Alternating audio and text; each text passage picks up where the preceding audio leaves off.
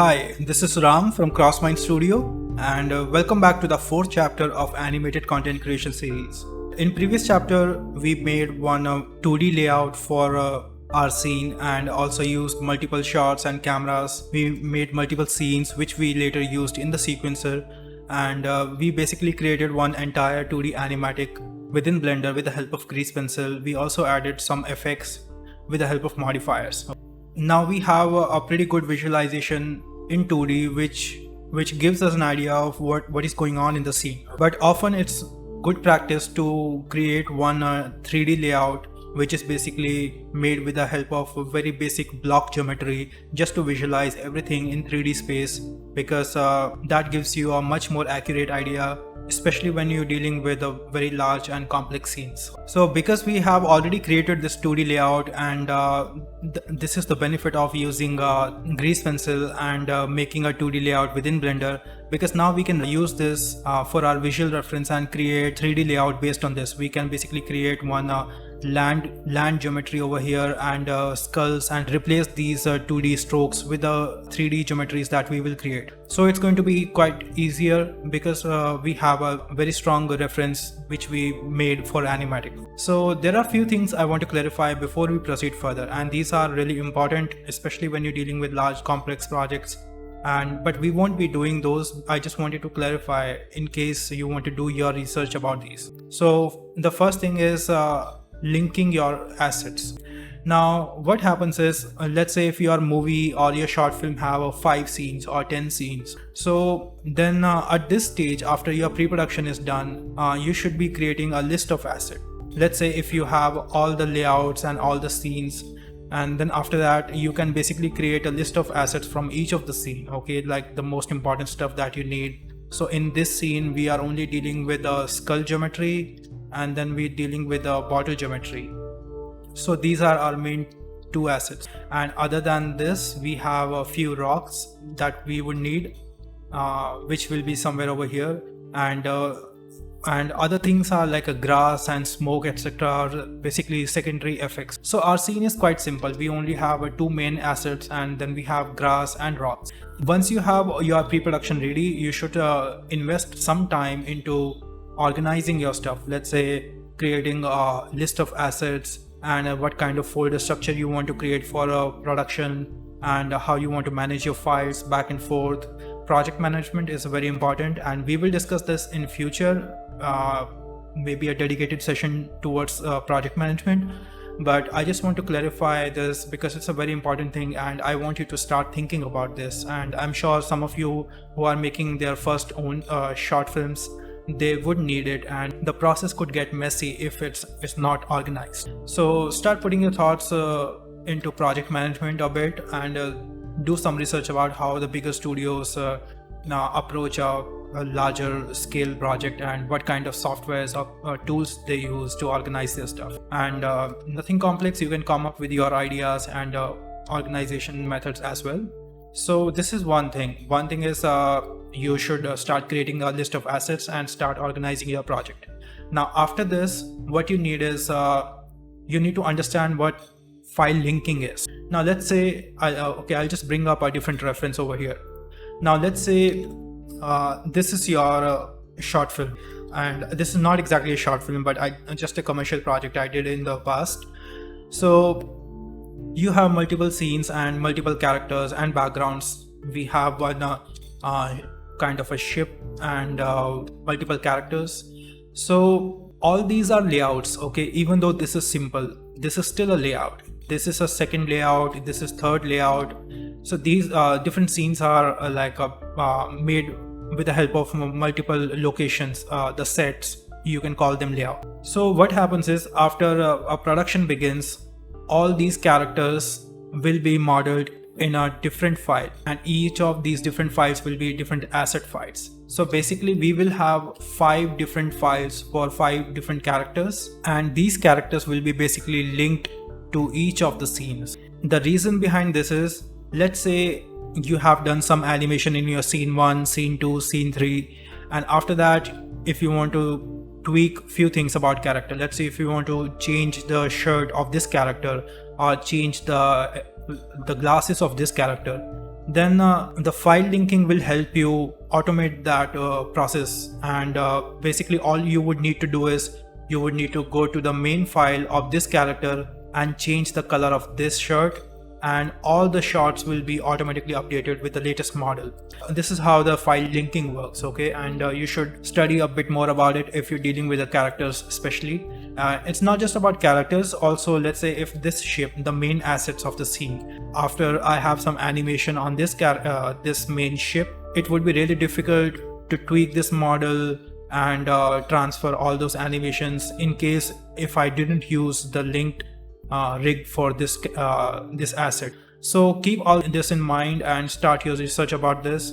But today's purpose, we don't really need linking. I just wanted to clarify for the future reference. So over here in the file menu, if you go, you have a link over here, and this basically will let you choose which asset you want to bring into your scene. And after you have brought in your asset, that asset will show up in your outliner, but it will be linked asset. And any changes you do in the main file, that will automatically update over here. So these are a few things to keep in mind. And also one very important thing, as we discussed in the main chapter of the introduction series, is setting up the scale. So make sure before you start your production, like begin modeling and all, you set the scale and unit scale for your entire project, and that will really help you managing your 3D assets and bringing everything on the same scale. So yeah, let's start making our 3D layout from this one, and we will begin with this bottle first. So I'm back to my main file, and what I'll do is I'll hide this entire collection of the 2D layout. So I made a new collection and transferred all these 2D strokes into a new collection, and now I'm going to hide this one. And let's change the background of the viewport to theme for now, and enable our grid, which we need to start modeling our 3D stuff. Okay, first thing I'm going to do is create one simple bottle, very simple stuff. And so we have this cube over here in the center, and I'll go to the edit mode. I'll just enable our screencast just in case if you guys need it. And now what I can do is I can just start blocking a very basic shape of the bottle that we have. Okay, I'm not going to bother much about the design at this moment, and use very basic commands just to create something really rough and quick.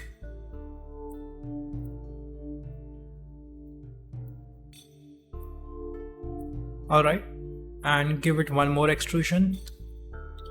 Go to the edge mode.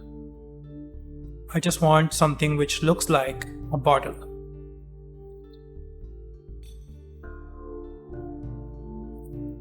Something very basic.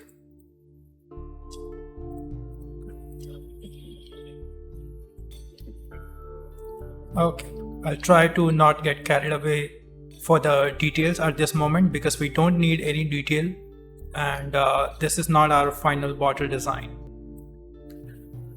So yeah, I'll rename this one as a bottle Loris, or let's call it bottle mockup.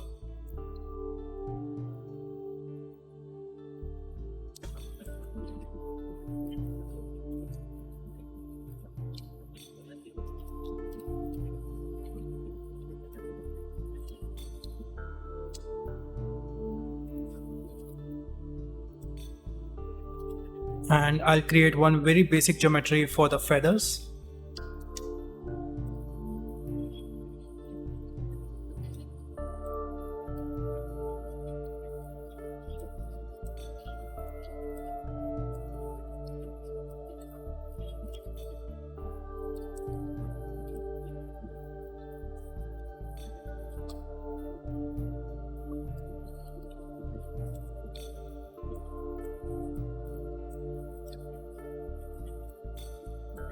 All right.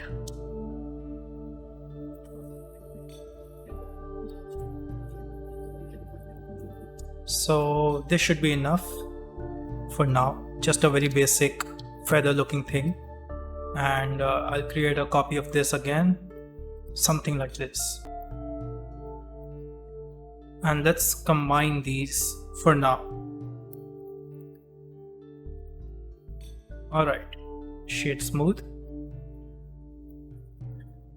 Now what we need is one very basic geometry for the skull. So I'll bring one cube over here and go to the edit mode, press Ctrl B, create one bevel in the vertex mode. Now assign subdivision with a Ctrl 2 to have 2 subdivisions. Alright, and we can apply this modifier over here. For now, let's just grab these four over here, and this is the center, and we need these 4. Let's make it these ones, and let's just push them back in the Y direction like this, just to create some hollow shape like eyes, and give it some round shape. Okay, and don't worry about the shape too much because this is a placeholder for our main object. I'll bevel this center edge over here so that we can create a nose. Extrude this one and rotate this one in X direction, and we have something like this. Now let's just grab these two, Ctrl plus to expand our selection, and now we can in fact what we can do is bring this one down over here.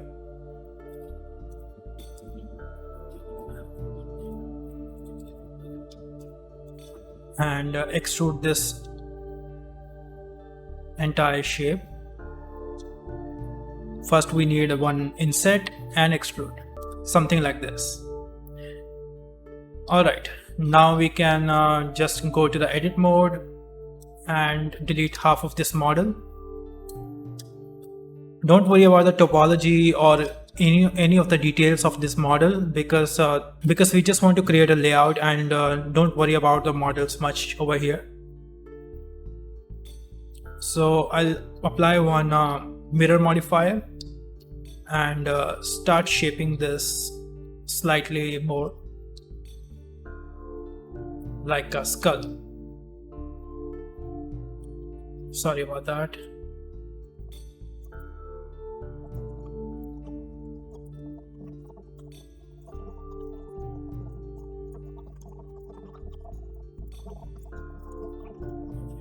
So just enable your soft selection and give it a decent shape that looks like a skull.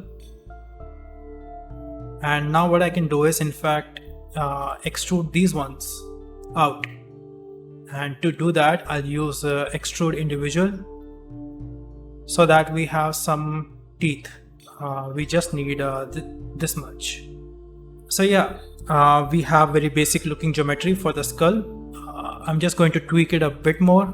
In fact, I can apply the mirror modifier, and we can also shade it smooth and go to the sculpt mode. Let's go to the sculpt mode so we can just quickly tweak it.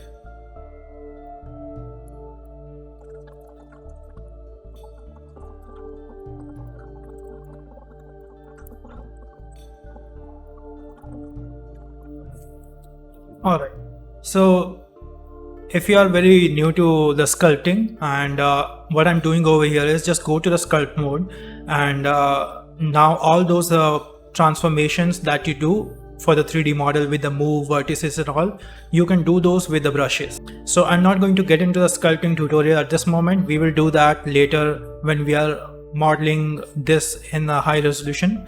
But in the sculpt mode, I'm using just the grab brush, which lets you grab the vertices and just like soft selection, and you can also draw on top of your mesh. So this will extrude, and if you press Ctrl, and this will work in the invert direction, and if you press Shift, this will smooth your mesh. So there are multiple brushes, and this is not absolutely necessary. You can in fact do this without the sculpt mode at this moment. So let's go to the edit mode, and I'm going to enable the soft selection,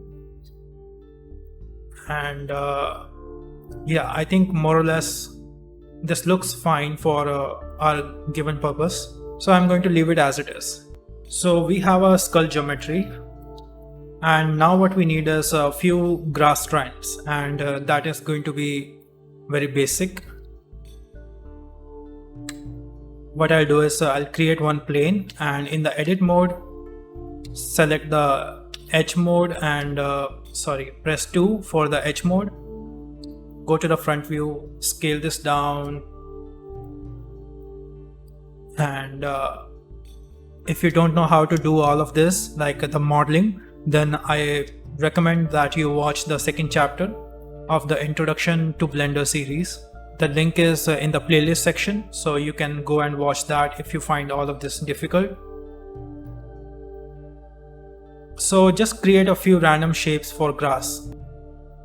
And now I'll enable our 3D cursor and soft selection.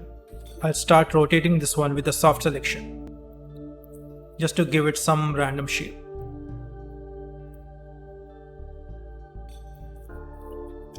And create duplicate of this again, and rotate this one with the help of 3D cursor to give it some different shape.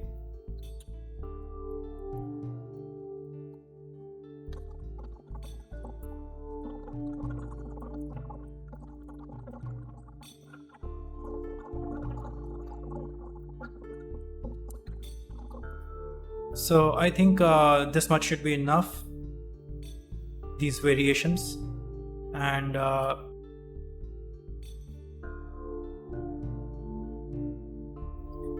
so yeah, this is fine. And now I'll just arrange them in a formation like a small bush of grass.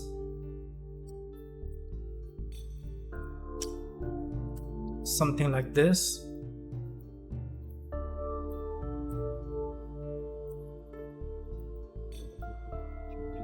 And then we can just combine all of these and give it shade smooth. Now once you apply solidify to this one, this should look better. So we have our bottle, we have our skull, and we have our grass. Now what we need is a few rocks, and that is going to be a very simple task. I'll just create one cube. Go to your edit preferences and click on the add-on and type cell fracture. Okay, make sure this one is enabled, and once you have cell fracture enabled, save your preferences, and in the object menu click on the quick effects, and over here you should see cell fracture.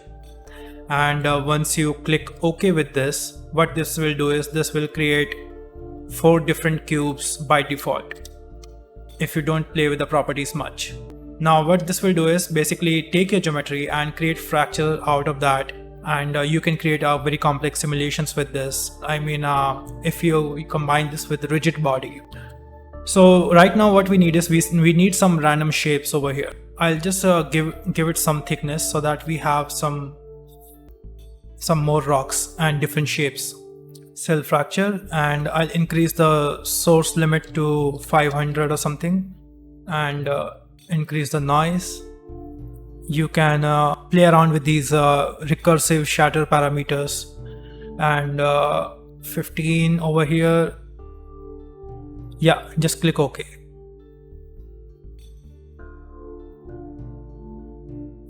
As you can see, it's dividing that box and creating this shatter from the volume. Okay, now if you grab any random shape out of this will look like a nice rock. Okay, and we can use these. So what I'm going to do is I'll just grab some interesting looking forms like this one and create a duplicate of this, and this one, and then we have this one looks interesting as well, and maybe this one. So I think, yeah, 4 or 5 should be enough. So I'll keep these, and I'm going to delete these. Okay, we don't need this one, and let's just keep all of these, and this should be enough just to populate our scene. So we have our rocks, and Now only thing that we need is we need ground plane, and we are going to place all of these objects and align them with the layout that we have from the animatic. Okay, so first of all, I'm going to just make sure that we have named all of these geometries we have created, and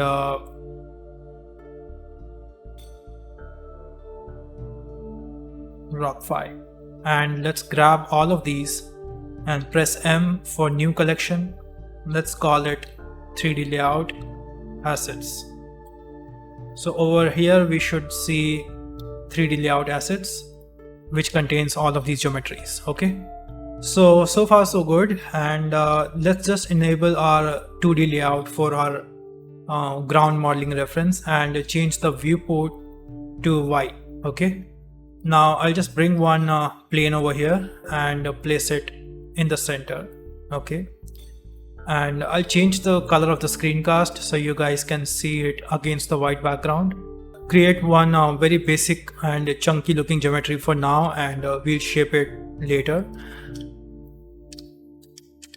So over here I'll give it some shape like this. I'll select this one, control click, and align it with the 2D layout. Okay, something like this. Select this entire edge, control click, make an extrusion, something like this. I'm just looking at my 2D layout over here, and where all the layout takes turn. So I'll select this edge and first work on the slope that we have in the layout. Okay, so I just need to figure out how much slope I need over here, and after that I can complete this chunk. Okay, this looks good, and I'll just create one more extrusion over here, and select these two, press F to fill, select all four, press F, and we have our complete surface over here. Now let's connect these two as well with the F. Okay, and again, don't worry about the topology at this moment, and in fact this is a very simple model.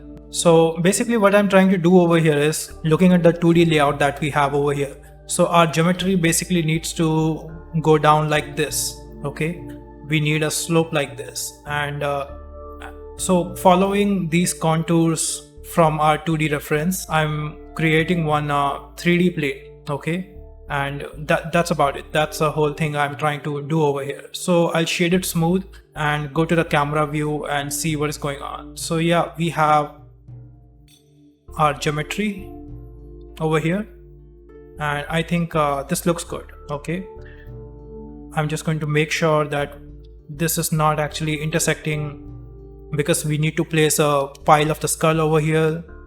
We need some space for that. Okay, so very basic thinking over here and nothing complicated. So I'm sure you understand what is going on, and you are free to improvise as long as you understand the basic purpose of this stage. Okay, so I think yeah, we have some nice looking ground plane for now, and this should be enough. And if you need to adjust few things, just go back to your camera and just grab these vertices and align them with the 2D layout that you have. Okay, so it's not necessary that everything was correct in the 2D layout. It's just that you need to make these calls, and things could look a little different in the 3D. So don't worry about it too much. As you start completing this scene with the rest of the objects, you will have to make some adjustments, and yeah, so all of this is a visual call. Okay, so I'll hide my 2D layout for now and bring back my 3D geometries. And now what we need is we need to align all of this according to the layout that we have, and yeah, that's about it. Okay, so first thing I'm going to scatter is the skull geometry that we have. So I'll make a copy of this and hide our 3D layout assets. Okay, just drag this one out of this collection, and we'll make one more collection. Okay, let's select the ground plane, press M, and 3D layout. Okay, and now let's enable our 2D layout and the camera, and go back to our timeline, and let's start placing our 3D objects according to the layout. Okay, G, Y twice to move it in the Y direction, something like this. Okay, so I feel the shape of the skull should be a slightly less boxy, just habitual to get into details unnecessarily. So yeah, that's about it. So I'll make a duplicate of this with Alt D, and what this will do is this will make an instance instead of duplicate. So now if I make any changes to this mesh, that will also happen to this one. So this is handy just in case if I need to tweak something later in this model. Okay, so just scale it down, rotate this one in a Y direction, something like this. Make a copy with Alt D and place it over here.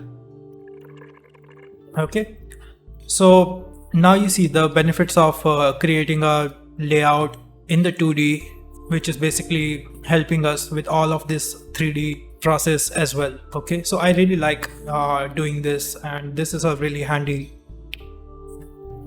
new addition to my workflow. So one thing I can do is I can freeze this 2D layout, because I don't want to by mistake select this one.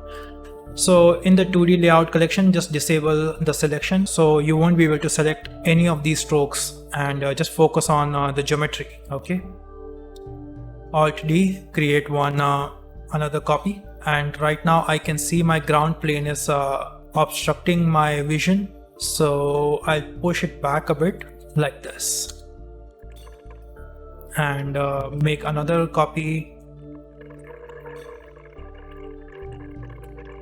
Alright, I think I need some more over here. So it's not necessary you need to exactly stick to the 2D layout, and you would need to improvise a bit. So I need some more skulls over here and over here. Okay, and we can fill this negative space with the rocks later. Okay, so don't worry about it. Now let's move it up, and as we move up, we need another duplicate over here and one over here. Then we move up a bit more, and let's just keep populating our scene with all these dummy geometries. So this one I made a simple duplicate, not the instance, because I want to tweak this shape a bit. I want to stretch it up slightly. Okay, just for some visual interest, so that everything doesn't look so repetitive. So far this looks good, and I think we are following the right steps. Another duplicate of this, and this one I can tweak a bit more, something like this. I'll make a simple duplicate of this. Okay, so this one is going to take some time, and I'm just going to quickly place it in the time lapse and just finish this off.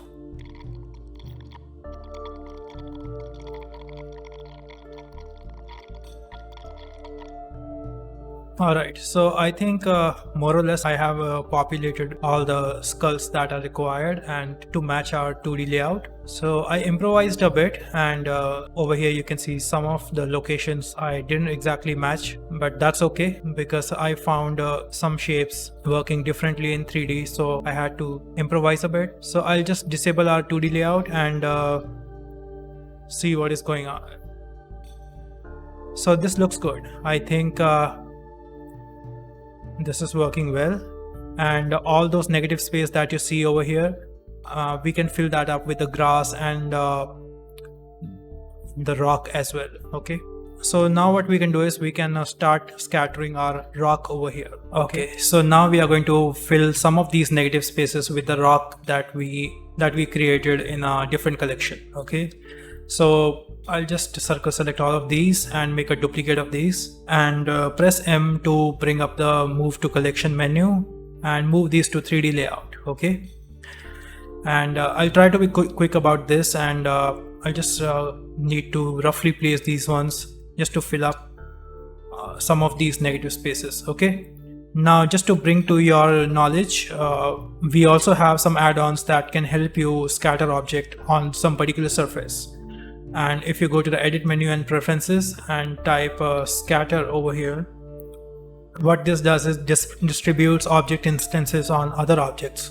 And once you enable this one, you can simply select your rock, 4 or 5 rocks that you have, and select the ground object and start painting your rocks. Okay, so you are free to try it out if you need to, but in case if there were like thousands of number of pebbles or small rocks that I needed to scatter, I would definitely use that. But over here I'm trying to specifically place very few number of rocks just to cover up all these negative spaces. I want to control it more. That's why I'm not using that add-on and placing it manually. Okay, I'll bring some over here and some over here.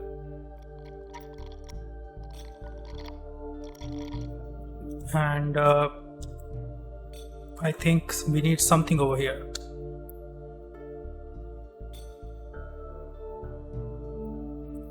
Then we can place few over here. And some small chunks just to break all those scales, and few chunks over here. Just try to be as random as possible because these are rocks, and they're supposed to be very organic and random shapes placed in random orders. So it should be easy, nothing complicated over here.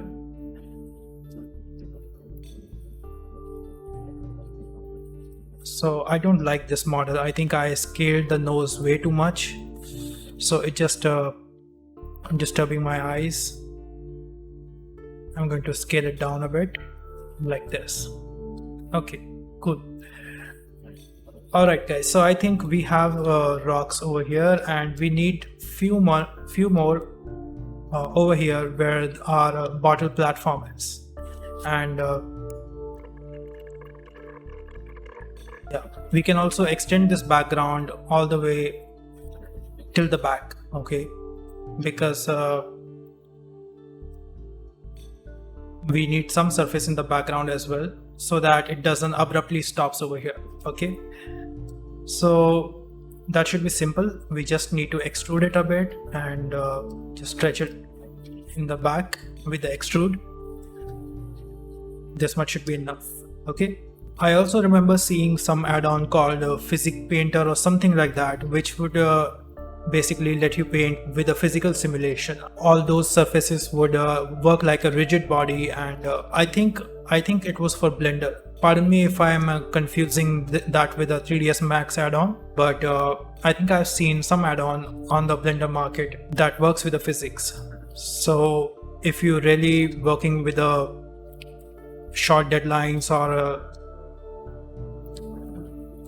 a complex scene, then you can always you should always check the Blender market for the list of add-ons that can solve a lot of your problems. Okay, alright guys, so I think this looks good, and I think we have good enough information for the layout purpose. And now what we need is we need some grass on the ground, and for that again I'll enable my asset list over here, make a duplicate, move this to 3D layout and hide this selection, the collection. And for this we'll use the particles. Select the ground plane and go to the particles, bring a new particle collection, and we don't want to animate the particle from in the timeline, so we'll assign the start and end range to 1, so that we have all these particles pop on the one frame. And lifetime, let's give it 500. We don't want it to disappear. And we also don't want the particles to have any physics, because we just want these particles to replace our model, and that's about it. Now in the render, select instead of halo, select object, and select the object that we created over here. Okay, now in the rotation, you can give it some randomized rotation, and also go to the render section and give it some scale, random scale, and numbers, maybe 10,000 or something. Okay, 10,000 is too much for a layout purpose. I think 2,000 should be enough. Okay, and now one more thing you can do is you can distribute it with a vertex weight, because we won't be seeing all this grass on the side of the layout, and we only want to focus on these areas. Okay, and all those unnecessary distributions will just make the scene heavy and won't really add into the visual. Okay, so what we can do is, let's create one vertex group over here for the ground plane, and now let's go to the weight paint mode. Okay, and rename this grass distribution. Okay, and now also you can go to the particle physics properties, and in the density vertex groups over here, you can type grass distribution. Okay, now you will see all those all that grass disappeared basically. Now wherever you start painting your grass, okay, wherever you have red values, basically, now wherever you are painting your values, there the grass will show up. Okay, so you can just paint some patches over here, some patches over here, and maybe decrease the number of grass now, because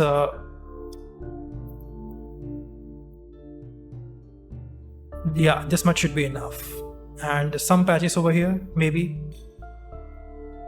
So basically what I'm doing is I'm using weight paint, and wherever I paint one patch, there the grass appears, because this weight paint value is being used by vertex particles over here. Okay, grass distribution.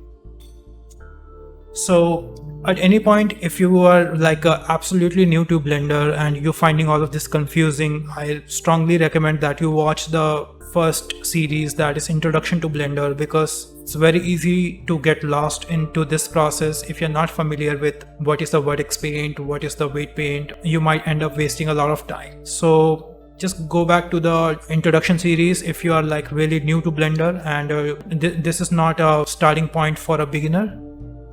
So yeah, our scene is starting to fill up, and we can definitely scale down our grass. Okay, and keep in mind we would tweak this grass later, and don't worry about it too much. Yeah, that's about it. And now I'll enable my 3D layout assets and make a duplicate of this bottle, move it into 3D layout, disable this one, and enable my 2D layout. Where is my 2D layout? Yeah, over here. And now what I can do is I can just place my bottle over here.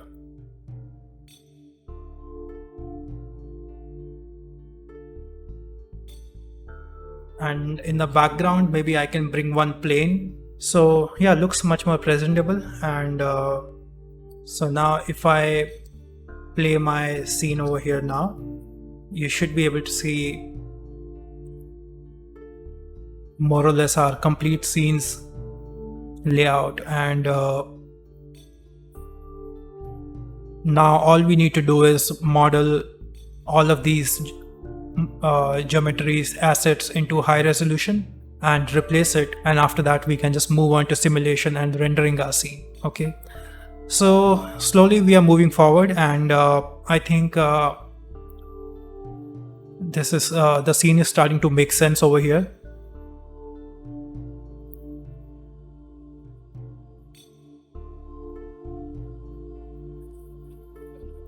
Now if you enable the 2D layout on top of this as well, and basically we had that smoke effect going on. So that can also add into this one. You can just bring that smoke. Let's select this smoke and this smoke over here, and make a duplicate of this and move it to our 3D layout. Now we can disable our 2D layout. Now we should be able to see some of that smoke into 3D layout combined with the 2D smoke. Okay, so just some handy stuff, and now you can just play around with some shadows in the viewport, and just to make it more presentable, if you need to, you can also play around with the depth of field. And this is just for presentation purpose. Okay, we don't really need all of this, the depth of field and all, for layout purpose. This is just so that if you need to present it in a much more exciting manner. Okay, so I think more or less we are done, and I just think these geometries look like they are floating. And over here I want to bring in some rocks and place it over here. That's about it. And we can place one rock over here,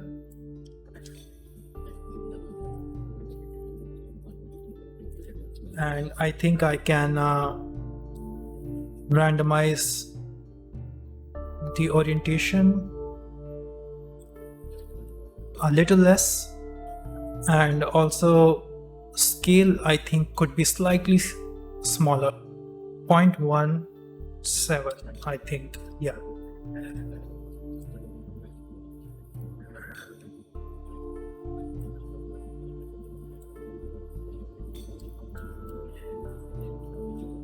so yeah, that's about it. And I think we are done with this layout, and this is complete, and this fulfills our purpose. And now you will see there is a slight difference in the 2D and 3D layout. Even though the 2D layout gave us quite a lot of information correctly, like what we needed to do, in the 3D layout we can see much more better representation in 3 dimension, and it looks much closer to our final output that is going to be. So yeah, I think we are slowly moving forward, and now from here we can start modeling all of our assets from the scene in higher details, and finish them one by one. And in the next chapter we are going to start that with a model of this bottle over here. We'll finalize the model. We'll create a final model for this one along with the feathers and all, and also create the shaders and complete this entire asset. And in the following chapters we'll also talk about the sculpting process for this skull geometry and how to work with the normal maps and all. So it's starting to get exciting. Hope you guys find this useful, and do let me know what you guys are working on, if you are following this exact same scene, or if you are creating your own ideas or your own short film. I would love to see it, and do let me know if you need any suggestion from me, and comment section is there for the discussion, and you can also message me on the Instagram. I'll see you guys in the next chapter, and let's start modeling our bottle, and from there onwards we'll finalize our scene and get to the simulations. Okay, so see you guys, and have a good day and good luck.